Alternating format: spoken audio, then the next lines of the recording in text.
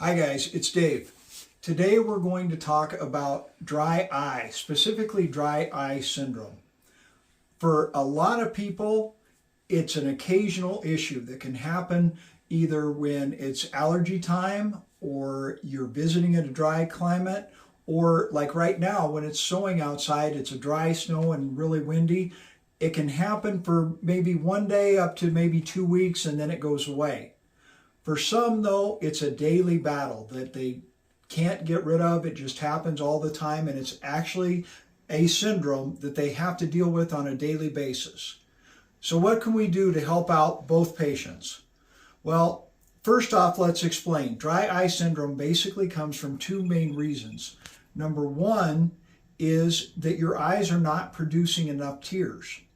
It can be from things such as aging. As you get older, your eyes don't put out as much tears. The other thing that can happen is you can actually have a block that can occur within your eye that doesn't let tears out.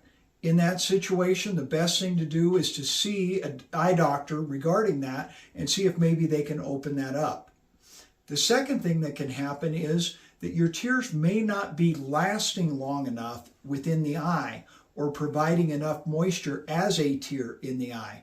That generally tends to happen in hot climates, dry climates, windy conditions, and more in patients with autoimmune diseases such as lupus, rheumatoid arthritis, things of that nature. So what can you do with that? Well, first off, try and avoid the triggers. I know, easier said than done. But if you are on the screen a lot, on your phone, on the computer, watching television even, try and limit your time as much as possible. If you're in a dry climate, consider putting a humidifier or a vaporizer in your office or house. The more moisture in the air, the better off you'll be. The other thing you need to do is make sure that you're drinking enough water. And I specify water because if you get dehydrated, your eyes will suffer. So really put in a lot of water every day to help make up for that, and that will help your eyes produce more tears. People that have a lot of time in the air, if you're flying in planes, that can produce dry eyes as well. One way to help with that is to medicate before you go on your trip. Put in some just regular artificial tears prior to getting on your flight, and that will help, and you can do it throughout the flight about every 1 to 2 hours, and that would be fine with that. The other thing that you need to look at, people that are on certain medications can deal with dry eyes. Things like hormones, blood pressure medications, antihistamines, so the over-the-counter like Zyrtec, Loratadine, which is Claritin, Allegra, those can cause a problem.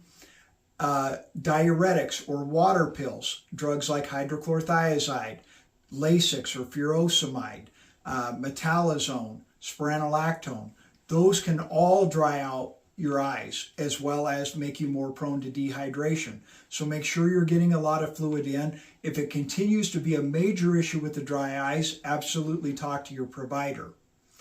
The other thing that you need to look at is the fact that if you've had LASIK surgery, it's great, I've had it myself. However, it will make you more prone to having dry eyes. So do not be afraid to talk to your eye doctor regarding that, as well as consider the use of artificial tears or gel-forming tears, which will last in your eye longer than just artificial tears.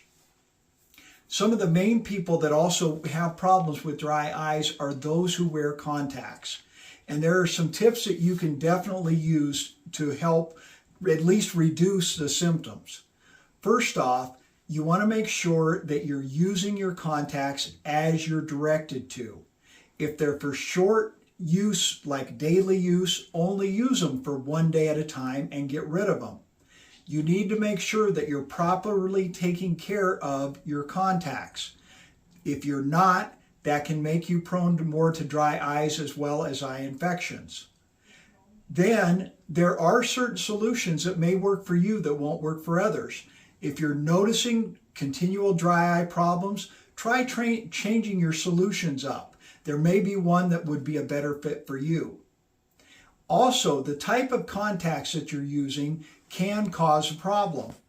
If you're not getting the correct fit or your prescription is not right, there will be an issue with your vision as well as dry eyes. So make sure that you contact your eye doctor if you're starting to notice that, if you've had a recent change. The other thing that you can do is you can wear your glasses more and your contacts less. That will help out with dry eyes. And certain other types of lenses that you can do, the silicone lenses or the low water content lenses actually allows for more oxygen to get in, which helps to promote tears. So you may be producing more tears with that. The daily disposable are better for dry eye patients, but remember, they are only to be used once a day and then thrown away. Scleral lenses are also very good because it helps to promote wetness in the front of the eye. So that it could be a solution. And then the last one is the orthokeratology lenses. Now those can be more expensive, definitely, but if you are a chronic dry eye sufferer, it may be worth the money. What those do is you wear them at night, and it actually changes the shape of your cornea, so then during the day, you don't have to wear the lenses. So during the day where you may get dried out from wearing your contact lens all the time, in that case with the orthokeratology lenses, you don't have to worry about that. But again, they are kind of pricey. Check with your eye doctor, and they have the added advantage of being gas permeable as well. So with those contact wearers out there, absolutely talk to your eye doctor too, because a lot of your eye doctors will want you to use a preservative-free artificial tears. There are some good ones out there. Optiv Advanced is the one that I recommend, which now actually has a generic as well. If you continue to have problems, there are a few prescription options that you can try.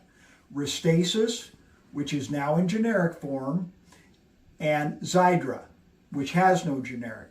They are kind of pricey. You'll want to check with your doctor regarding that, as well as your pharmacy. Most of them will require prior authorization to go through the insurance.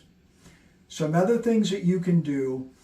Number one, even though your eyes are red from being dry, stay away from Visine, because a Visine may get the red out, but it doesn't get the dry away, and it can cause problems. You can use regular artificial tears several times during the day, about every 2 hours. The gel-forming ones last longer. Also, you can use some of the artificial tear ointment, but I recommend you do that at night because it can cause blurry vision, and it's more soothing just to put it on at night. Don't forget to also avoid things. If you love going out in the sun, sun can make your eyes as well as heat dry out. Make sure you're wearing sunglasses when you go out in the sun. The other thing that you need to remember is, for a lot of people, a good eye vitamin would help out, like Preservisions or Ocuvite. You need something that has vitamin A, vitamin C, lutein, xanthine, and also a good omega-3 in there. So that would be something else that you can do to help.